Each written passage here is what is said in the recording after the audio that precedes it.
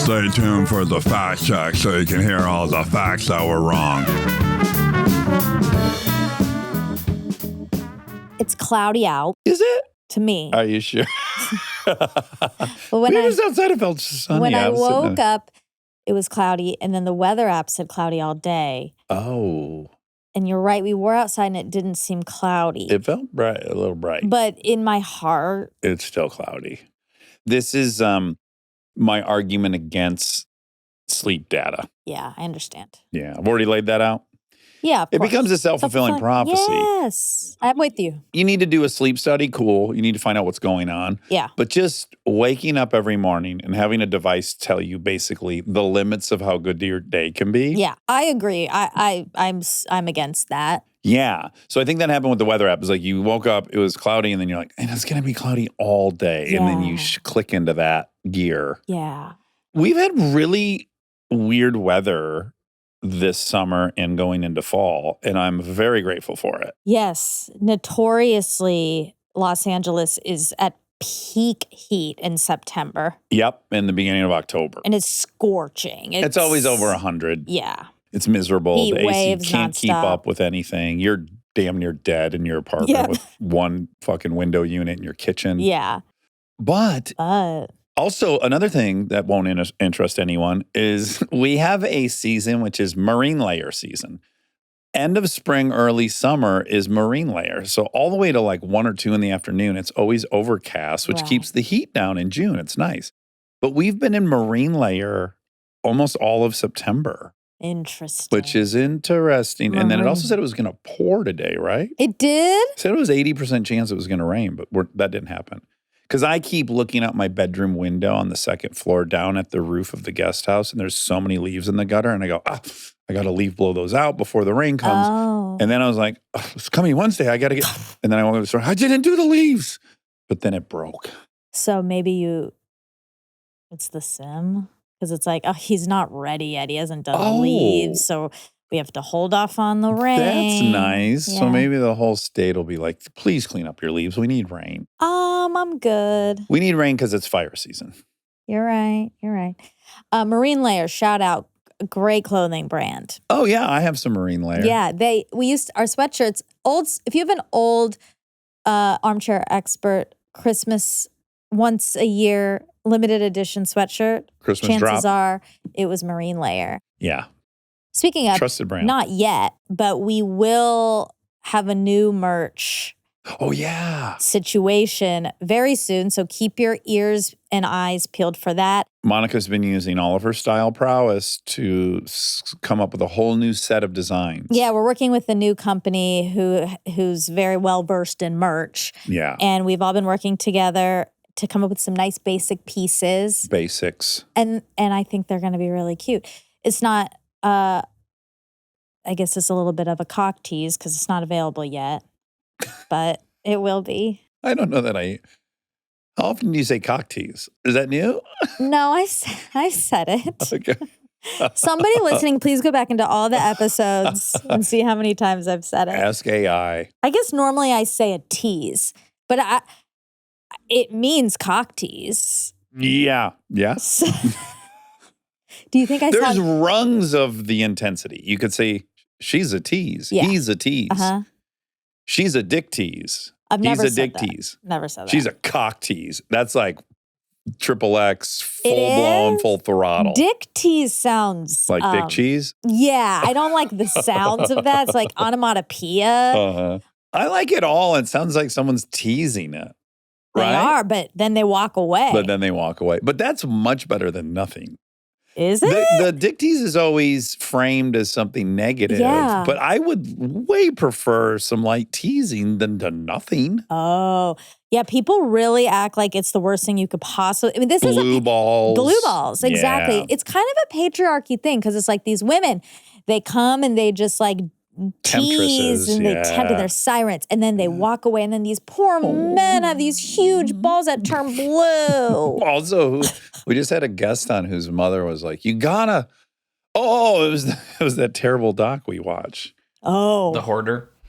No, the unknown number. Yeah, although did we have someone? Yeah, also Amanda, the mom with the vibrator. orders. Yeah. Her mom was telling her, like, you got to jerk these guys off. Oh my God. She gave her a vibrator for Christmas in front of her brother and dad. Father, yeah.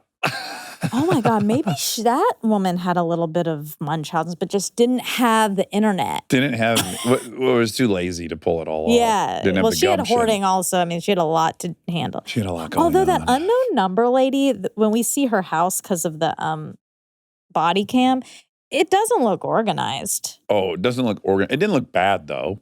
Really? I felt No. like it looked rough. I was expecting to see something worse. Yeah, I had my expectations very low. Yeah. I wonder if people have watched it since we've talked about it. Great doc. I went to the Emmys. Yes, you did. I wrote that down. Tell us. Okay. I went to the Emmys. We also went to this party called the Night Before Party, which raises money for the MPFT fund. Okay. That's Motion Pictures, Film and Arts and Sciences television, Televisions. Yeah. We haven't been in probably 12 years. Really? Yeah. The last time we went was the time that we were hanging out with Amy and Tina. And then the next day we were on a walk and Kristen's just said, I'm just not funny. Yeah. I'm like, well, if Well, you that just was a spend long the time ago. yeah, I was like, I think it was at least 12 years ago. Maybe more before Lincoln. Before I was even born. We went because the beautiful Adam Scott and his wife Naomi were official hosts of it. Yes. And Friend of the pod. Friend of the pod, friend, just real life friends. We just adore those two. And so we went, and that was it was fun, and Okay. I was reminded. I have the same anxiety of any function with a lot of people, which is like you're going to see a lot of people you like, and then you're not going to be able to really talk to them. Mm-hmm. You're going to have like 3 minutes of small talk, which is not my favorite. And then someone else is going to walk through that everyone knows, and then we're going to start the cycle all over again. I hate this too. Yeah, so it was really fun to see everyone that I watch on TV. That part was fun. Yeah. I did get to chat with Ben Stiller for a while. Oh. And that was fun. Friend of the pod. Friend of the pod. Well, and I'm barely. a friend of his my pod. God. I feel his sweat. It's on me. He was really sweating then. Because we've been sitting. Monica's sitting on the exact same spot that our guest who just left was sitting, and he's very sexy. He is very sexy. A sex machine. Yeah. And you're now in his sweat. Do Yeah, you kind of like it? I like it. Yeah, I bet. I don't smell it, which is cool. You just feel it. His sweat doesn't smell. His sweat's at back which makes tease. sense because You're getting a back tease right this now. person has to sweat a lot for their job or did. They work in a steel mill. And so his sweat is evolved where it's just releasing water to keep cool, but it's not stinky at all. No. Wow. So then you got the Emmys the next day. Wait, I want to stay on the party for a second. Oh, okay, great. Okay, because these parties, they're fascinating. Uh-huh. And I think they're relatable to anyone as an adult going to a party where you don't know people or you kind of know people or you know some people. You're trying to figure out how to maneuver through and you don't want to be by yourself. And it's all very fascinating, mixed with it's actually like being at a high school party because there's popular kids and there's crushes and there's like all these dynamics going on. A lot of dynamics. There was a Netflix Emmy party after the Emmys, day of, that Anna went to. Okay. And she didn't get a +1. Okay. She didn't get one and then she didn't ask for one, which mistake. You got to. I always am the +1, so I don't know the rules. But that's what you do if you get invited, you ask for a +1? You are married. So if you... I'm the +1. No. Either way, either you're the +1 or she's the +1. Sure. There's no like issues. It's just built in. It's built in. If you're inviting Kristen, you have to invite me. Yeah. Yeah. And vice versa. If you're a single person, you kind of have to make sure you ask for a +1 at events. Okay. Which I've learned over time. Okay. So she went and she was like so like for like a week, she was so excited about this party. Oh, good. Oh, yeah. Also, Anna, our friend, is so fun, right? She's the funnest person. She loves a party. She's always in a great mood. She's got a zest for life. She's just ready to, she's just going to say yes to anything. She'll do anything. She's so fun. She's normally my +1 because of that, because she'll always say yes. Yep. And then she's just easy at the place. Yeah.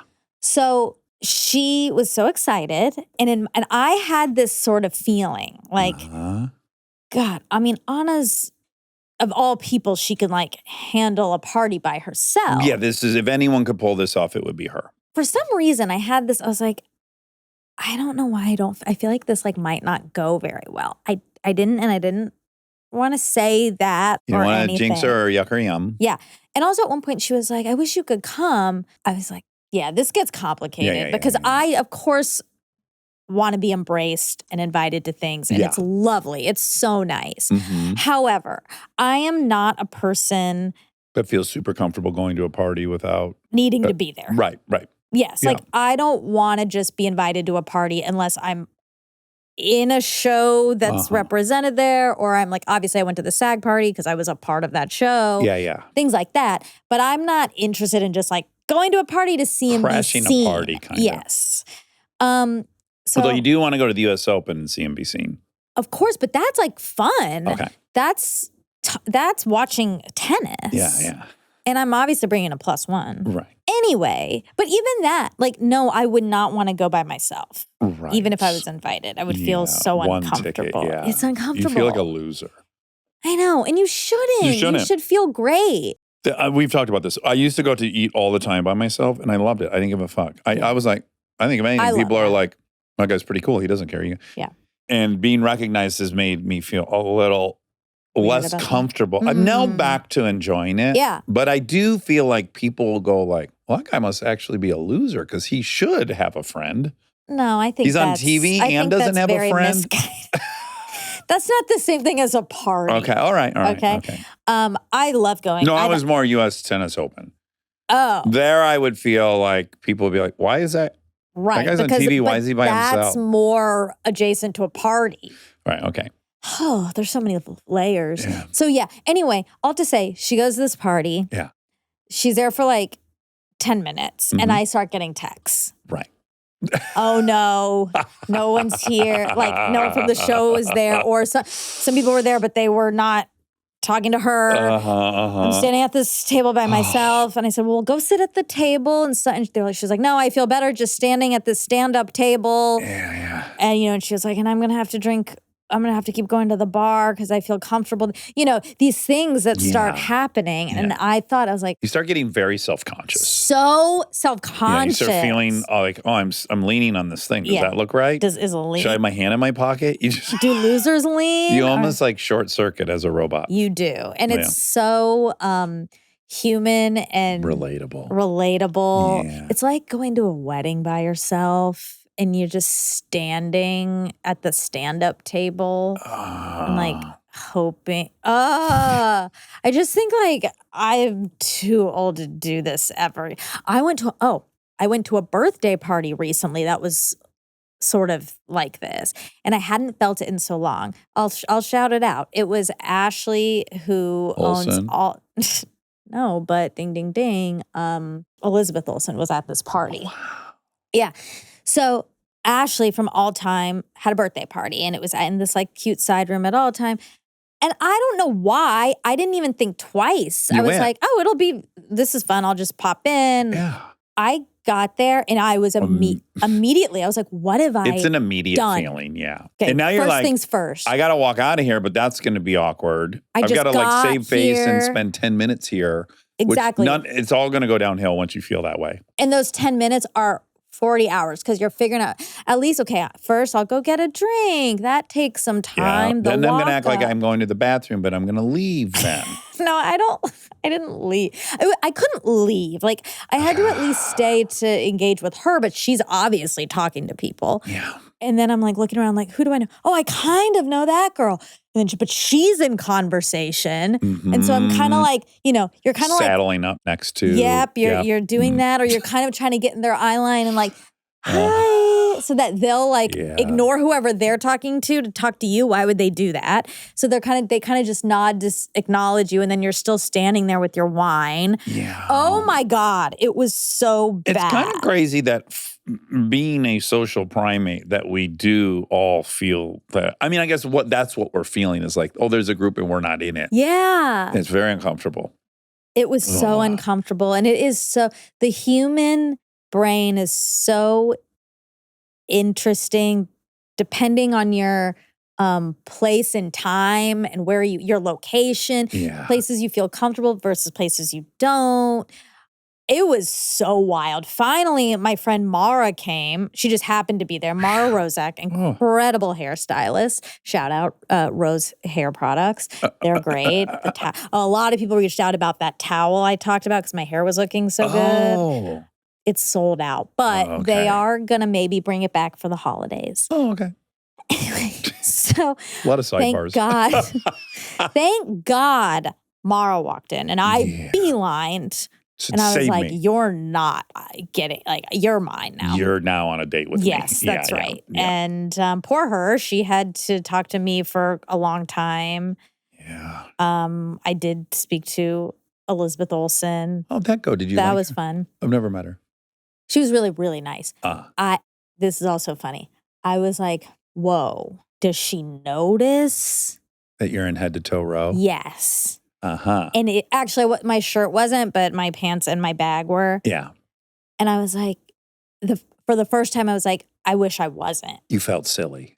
Yeah. Yeah. I was like, this is like your sister's. I'm dumb. I gotta die. I want to go die. Like, I'm wearing your sister's clothes.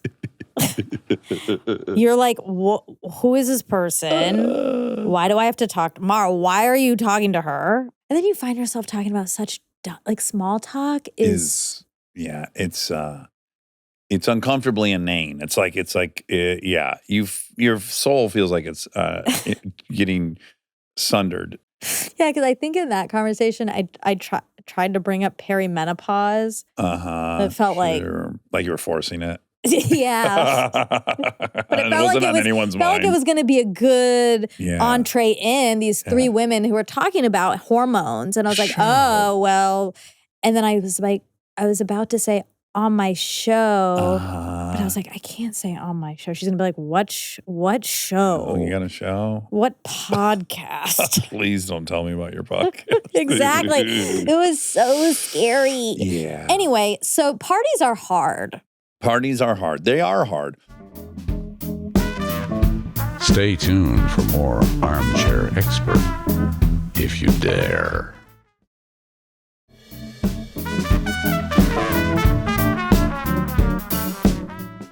So we left there, then we went to the big event itself. Yeah. And they had a really heightened security. Oh, I see. Yeah. There were snipers on the roof and stuff, different roofs. I'm glad. But it made getting in really quite crazy. Yeah. There was definitely a moment where I was like, should we get out and walk the remaining half mile?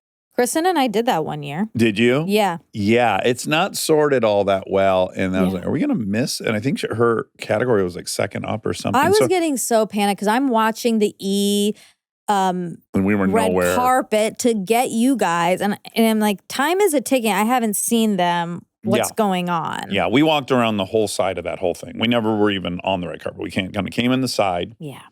And got there in the nick of time. And I don't know why I had a memory of them having some great green room with a lot of snacks. So I was like, I'm going to be fine. Oh. And then, I'm like, ooh, I'm hungry. And she's like, yeah, I'm hungry too. Okay, after your category, let's go to the green room. So we go to the green room, slim fucking pickings. There was nothing there. I think I ate like 7 pieces of mortadella ham. Oh, sure. And that's all there really was. Okay. And I ate it all. That was it. Oh. You save none for everyone. I was in a desperate situation. Okay. And then when she went away to go do the Ted and Mary presentation, I knew I had a few minutes. Yeah, like a few awards. I had a little buffer. Right. So I'm like, I'm going to go out to the lobby. Oh. And I was going to be conservative. I was like, I'm going to go get a thing of popcorn. Oh, That'll tide me over. And I can manage that. It's just a couple kernels at a time, hide it on the ground. But a high choking probability, just so you know. Something to think about, I suppose, or in your teeth. Yeah. But anyways, I got up there. They were sold completely out of popcorn. So I said, oh, fuck it. Give me the nachos. Sold out of nachos. So I ended up with a huge hot dog, like a Snoopy special hot dog, like a 1/4-pound hot dog, and a bag of Flamin' Hot Cheetos and Skittles, which I don't eat sugar really. Right. And I certainly am not eating Skittles if I'm going to eat sugar. I'm going to eat like a candy bar, chocolate. Yeah. So I got back to the seat and I was just trying to be pretty quiet about it. Now I have an enormous tray of food. By the way, sincerely, none of this occurs to me for whatever reason. I just don't You're not thinking you're on TV. I don't think, oh, hey, guy, you're the only person in the first 6 rows with a tray of food on you. Yeah. I literally don't even think about it. I was like, I'm hungry. I got nothing to do here. I'm not nominated. They're not cutting to me.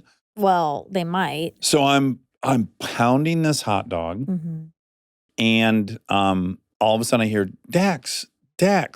And I look over. I posted this video. Yes, I saw. And yes, Sarah Paulson's recording me. And friend of the pod. Friend of the pod. By the way, so many friends of the pod at this thing. It was so fun. Like half the people were nominated. It was.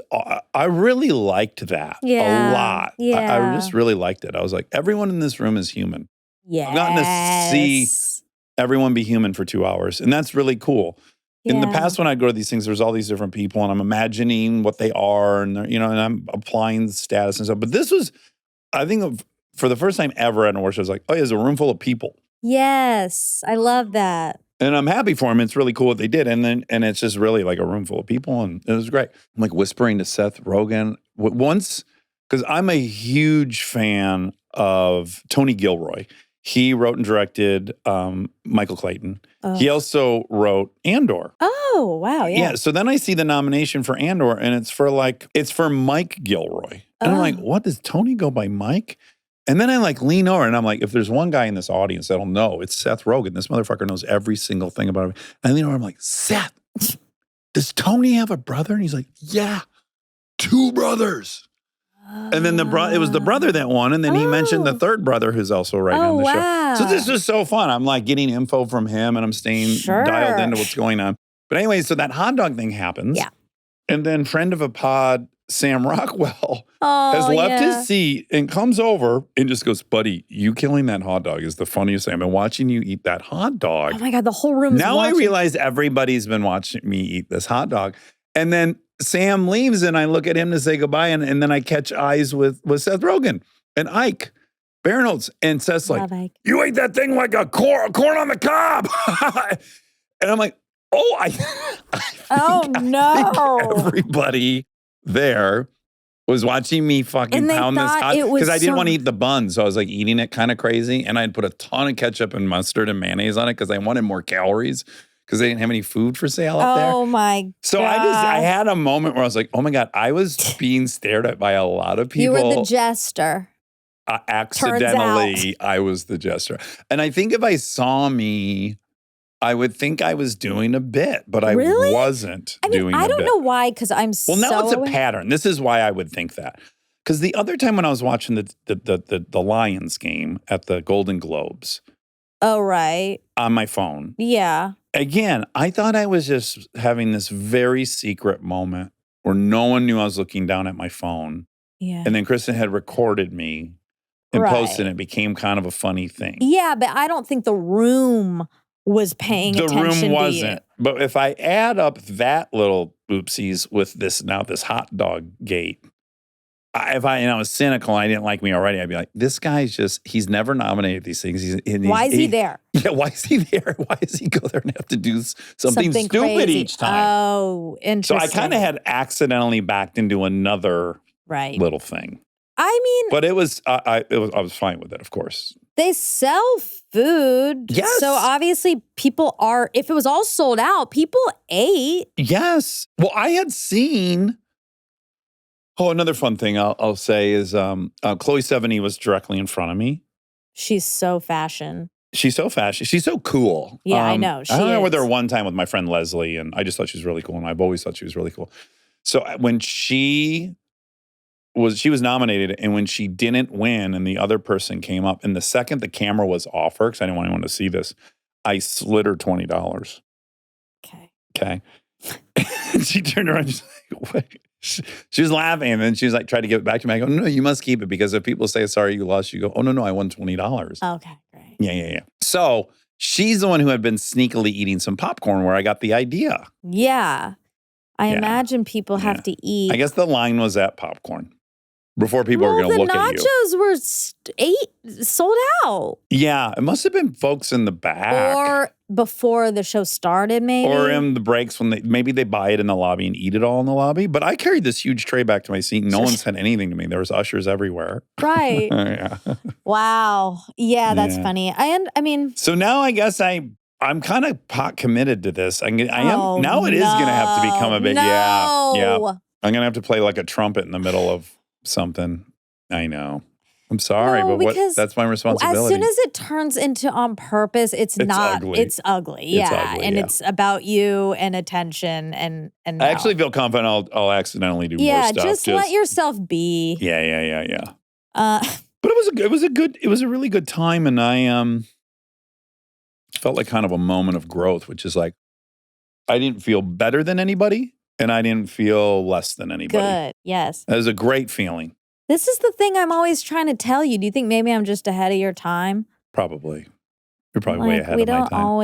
It's not always, status isn't always abound. And it does. Well, it always is. And then you participate in it sometimes or you don't. It doesn't have to be. It's you don't the way have you perceive it. Yeah. You can, it's hard, but you can remove yourself from it. Write it down. But I didn't do anything to earn it. I just kind of felt that way, which was nice. Yeah, great. Well, I'm glad. Better than fainting. Did you see one lady? It was some political thing. It was like her first day. Maybe she was French or something, and she passed out.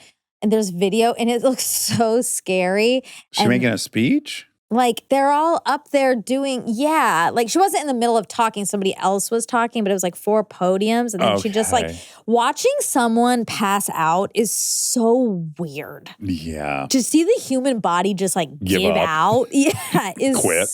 Very scary. Yeah. And, you ever fainted? I had this weird passing out thing, which then caused all this anxiety about passing out. Oh, okay. But anyway. Because you passed out on the bike riding it at SoulCycle? No. When did you pass out? I passed out babysitting. It was a whole thing. And it was really scary. What age? It was while I worked at SoulCycle. Oh, okay. An adult. Not like babysitting when you were a kid. No. It was during that time. Okay. Anywho, just watching someone's body give out, and she said low blood sugar. So, like, you could have passed out, and it would have been so What a dummy. bad. I'm also too big. Exactly. Yeah. You would have taken out I would look so like many a dum-dum. Like, oh, look at that big dumb guy. This, like, fell over. Yeah. This big ogre fell over. I have never fainted, thank God. I hope you don't. I feel confident I'm not gonna. Thank you. Speaking of fainting, bodies giving out, health stuff. Tell everyone the story you told me the other day. Oh, okay, great. Yes. Another highlight. Thank you. Highlight. This was really just a highlight for you. I was excited to tell you. Yes. Noah Wyle was seated, I think, 2 rows behind me. So on one of my many trips to try to get food, I saw him and I kind of locked eyes with him. So I walked over and I introduced myself to him. I'm like, hey, Noah, I'm Dax. Nice to meet you. And he said, oh, yeah, I was on your hayride this year. And I'm like, you were on my hayride? He goes, yeah, I was on the hayride last year. I can't. And I go, why didn't you say hi? And he goes, I don't know, you were driving. I didn't think you necessarily want me to say hi. And I'm like, well, I'm delighted you're on there. And he goes, man, you make some sharp turns. And I go, I'm so glad you say that. I only go through all the effort of doing it so that people will compliment me on how tight the course is. But he did. He couldn't wait to tell me how impressed he was with the turn into the alley. Okay. Isn't that great? It's hard for now you, you but made it's it about great. you, and it's about me. He was sitting next to me somehow, probably, and I didn't even know. He must have been full mask or something. Oh my God! And but also we've had this with a couple of guests that were on the Hayride that we don't know about. But no one's more exciting than Noah Wyle. No one's more exciting. It's extremely exciting, but I can think of a couple people. Like if Jay-Z said he was on the Hayride, I'm going to be a little more excited. Okay, again, that's your preferences. That's my thing, yeah. Okay, my preference is to be on the Hayride with Noah Wyle. Peeled this year. Yes. Do you think maybe he was one of the ones that came into the house that wasn't supposed to come into the house? He was like, hey man, I took your Hayride and I shit in your bathroom. I came for a free hamburger and then I was like, oh, this place must be open to tour. Very Amanda Knox. Yeah. Anyway, I am delighted about this. It feels like a good start. And then I DM'd him to invite him on the show. Yes. I knew I smelled something really good on the Hayride, but I never could identify it. And now, mystery solved, it was him. It was his pheromones. Now, did you consider telling him that we talk about the pit constantly on the show? Big fans. He comes up all the time. I want him to do surgery on my body. I did consider saying my co-host is obsessed with you and I hear about the pit all the time. And then I realized they're being celebrated tonight, right? Like me telling him someone's obsessed with the show felt extraneous in a given the amount of acclaim they were receiving that night. It felt like, yeah, duh. Don't you see what's happening? We're winning every award. Everyone loves it. I think a line reading could have been. Okay. We'll start with, hey, I'm Dax. Oh, okay. Hey, I'm Dax. Oh, Noah, nice to meet you. I was on your Hayride. What? Yeah. What do you mean? In your neighborhood, I was on your Hayride. You were making those like crazy tight turns. Like, it was crazy. Oh, well, let's talk about my co-host. Thanks for the compliment, but she is obsessed with you. Your co-host of what? Oh, I have a podcast. Oh, we're dead. See, we're dead in the water because that could have happened. No. Now I'm explaining to him what a podcast is. Oh, Monica, you must acknowledge it's so high risk. No, it's not. And this is why I'm self-conscious. Okay. I know. And it's not a fair comparison. I know. It's not a fair comparison, and everyone's going to be mad at me for saying this probably, but this is where my head's at. Okay. So I got to. Yeah. You would have no problem saying, Kristen's obsessed with your show. Yes. She loves it so much. Because I know 100% they know who Kristen is. So I do not walk around assuming Noah Wyle knows I have a podcast called Armchair Expert. I don't ever assume someone knows it. Right. If they bring it up, I'd love to talk about it, but I never say my show, our show, this show. I don't ever do that. Because I don't assume everyone knows. Yeah, but you could say, I have a podcast and my co-host is obsessed with That sounds terrible. See, I have a podcast? Well, we already have agreed on this. We know it's embarrassing to say I have a podcast. We already dealt with this. We were sitting at a table where it said podcast host and we were embarrassed. So, but then you said the goal is to invite him on the podcast. Yeah. So how are you going to do that if you can't tell me that? I'm going to meet him. I'm going to be nice and likable. And then his publicist is going to pitch him how every guest comes on this show. That's been happening, yeah. And he's going to go, oh, I met the guy. He's pretty cool. I'd love to. His co-host is obsessed with me apparently and wants me to do surgery. So I'll definitely go on. Anywho, facts? Okie dokie. Dominic Fike.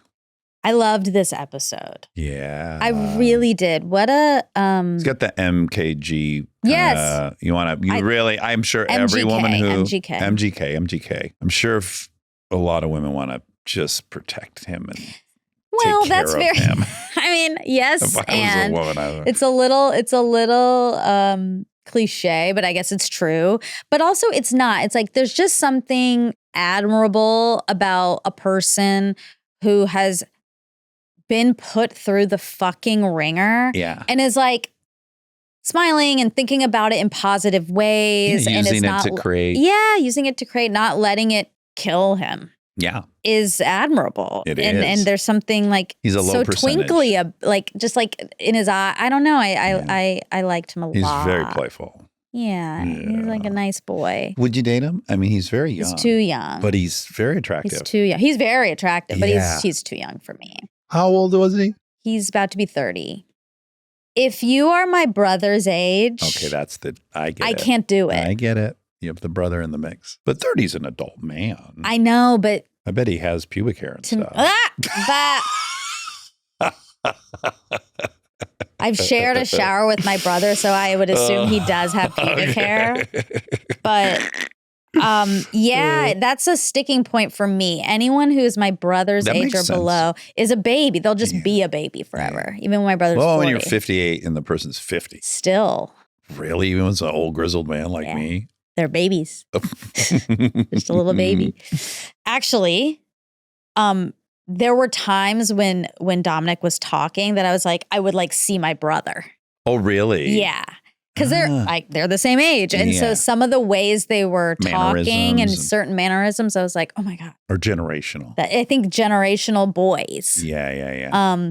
So that was sweet. But also my brother has a girlfriend. Yeah. And it's so exciting for me. Yeah. Wonderful. I think it's so wonderful. Yeah. And I'm so happy. Yeah. And, I don't know where it will go. Yeah. But I had this like feeling where I was like, there's no other feeling other than just being so happy. Yeah. Because he's your brother, but he's also your son because of the age gap. And you want him to not be lonely and be happy. It makes me feel like I'm so much happier about that development than I am if I had a boyfriend to bring to the table. Right. I prefer this, that just like he's good and he's happy and I feel that way about Carly and Yurt. Like I'm just so happy that Carly has had Yurt for so long. It's really great. And then even the idea, like, what if they, like I've taken it so far, like what if they have kids and they're going to bring maybe these little babies to Christmas and I get to play with these babies. Yeah, that is fun. And I get to pay for their college. It's just so cute. And there's also something like energizing about it for me. I feel so excited that there might be like new energy in the dynamic. Now, that is fun. It's fun. And she will make him grow as partners make. Yeah. Oh. Now, I love it. One shouldn't care about this, but I do. Yeah. Which is, do you have any sense of relief of like, I want my parents to know that they carried on and I might not facilitate that. And I'm comforted for them that the Padmans may live on. So I talked to them about this. They don't care. They don't. They're so interesting.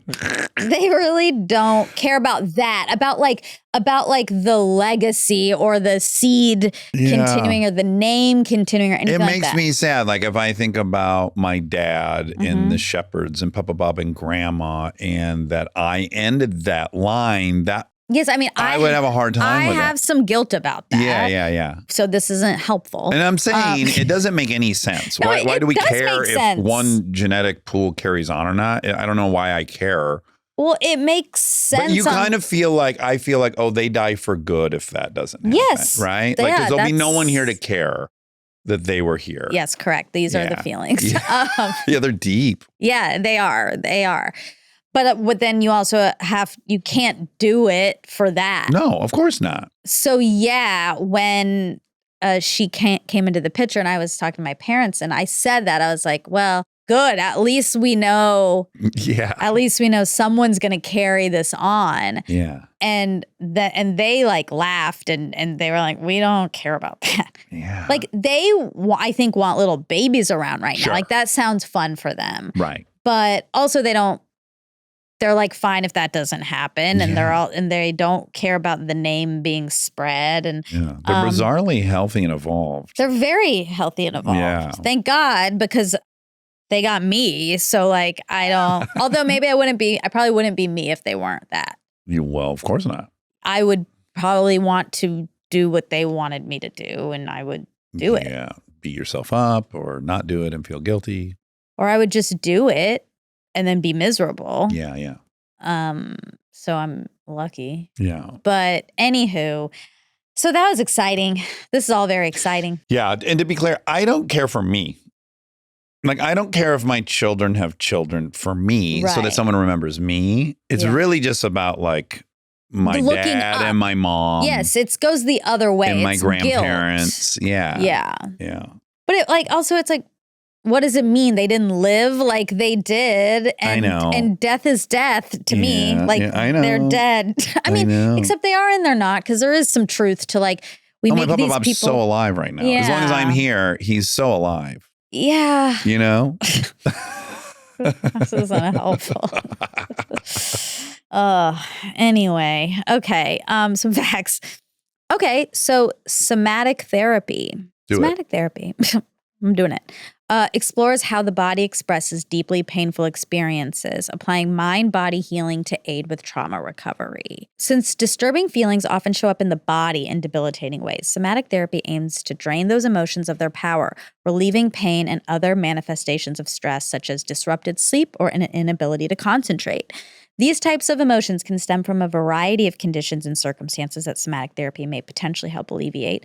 They include PTSD, complicated grief, depression, anxiety, trust and intimacy issues, self-esteem problems. Can't imagine there's a human on earth without one of those. Yeah, I agree.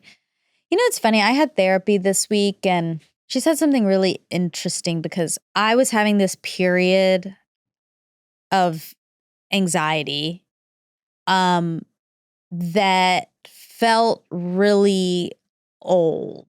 And I was having all these like old feelings come up that I thought I had like said goodbye to, fully put to rest and were gone. So then of course then I was like mad at myself and like why this again? This is back? Like what? It's like it's a failing on your part. Yeah. And she said an interesting thing. She said with loss brings back old losses. That makes sense. If there's a current loss, all these old things that are similar in feeling and body come back to the surface. Yeah, that makes sense. So you smell something that's from 20 years ago, you smelt it. It reminds you of that whole thing. Yeah.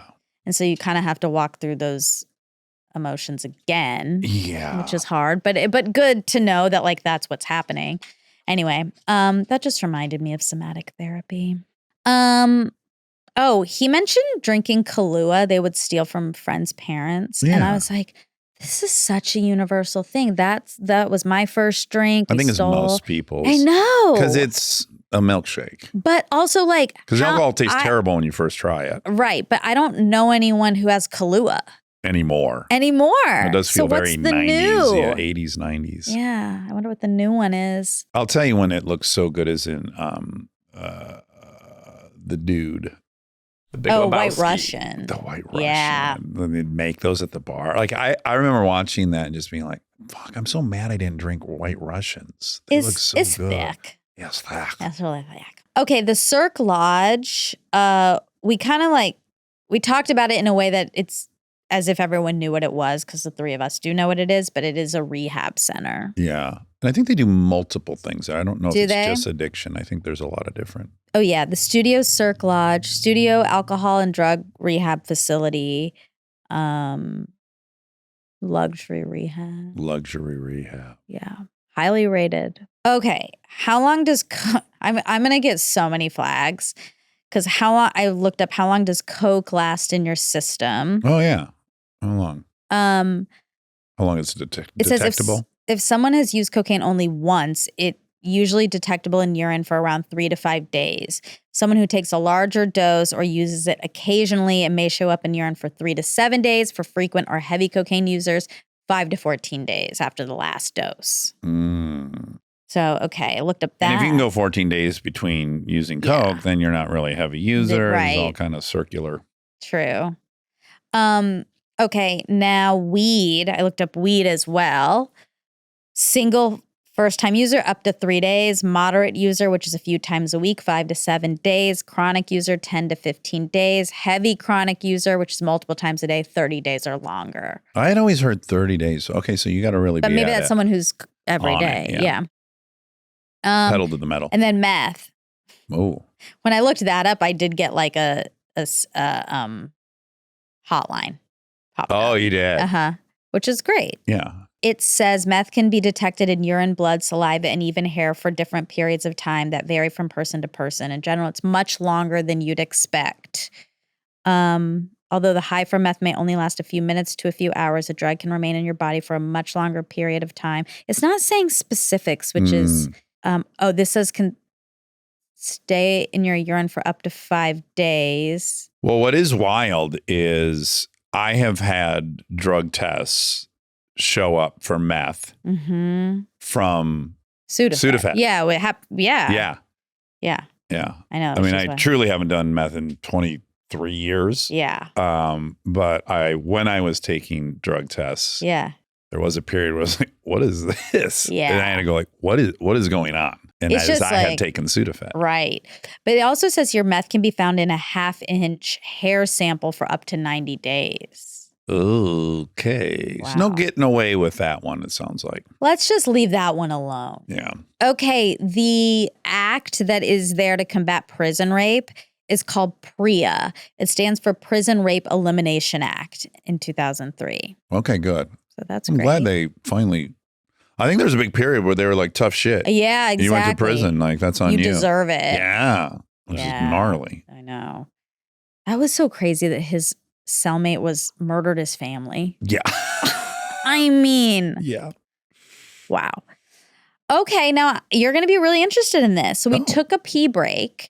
And then you asked if his stream was ropey. Yeah. And then we got onto the subject of, does a larger penis mean you have a thicker stream? And so I looked this up. Having a bigger penis is linked to a slower urine stream due to the longer length of the urethra. You were right. Thank you. And I was like, no, but you were right. However, it just makes sense. I guess. However, a slow stream is more strongly influenced by other medical conditions, with penis size having a minor indirect. Yeah, I think your prostate has a lot to do with it. Sure. I think when guys have really enlarged prostates, it's like constricting everything in the vas deferens and urethra, and then it's just a dribble, drip, drip, drip. Or I see guys all the time at the urinal, and they're like trying to get it going. And I'll like do my whole thing. Well, it makes sense if anything's expanded or bloated. Yeah. Because sometimes even if I'm on my period or if I have a tampon in.